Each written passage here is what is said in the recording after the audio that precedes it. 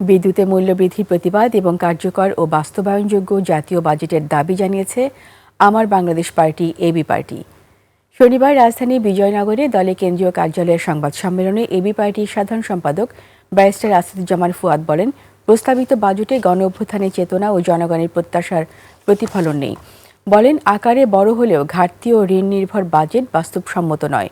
এ সময় দলের চেয়ারম্যান মুজিবুর রহমান মঞ্জু বিদ্যুৎ ও জ্বালানি খাতে ক্যাপাসিটি চার্জ ও ভর্তুকির নামে অপচয় বন্ধ করে বিদ্যুতের দাম কমানোর দাবি জানান। পাশাপাশি বাজেট পুনর্বিবেচনার আহ্বান জানান দলটি। এই বাজেটের মধ্য দিয়ে ২৪-এর গণ অভ্যুত্থানকে রিফ্লেক্ট করবার একটা আকাঙ্ক্ষা কিন্তু আমাদের কাছে আছে, যে জুলাই জাতীয় সনদ, গণভোটের যে গণরায়, এর প্রত্যেকটা জিনিসকে কিন্তু আপনার এই বাজেটের মাধ্যমে রিফ্লেক্টেড করতে হবে। তা না হলে যেটা হবে, এই বাজেট প্রথাগত বাজেট হবে এবং এই প্রথাগত বাজেট কিন্তু আমাদের কোনো আকাঙ্ক্ষা পূরণ করতে পারবে না।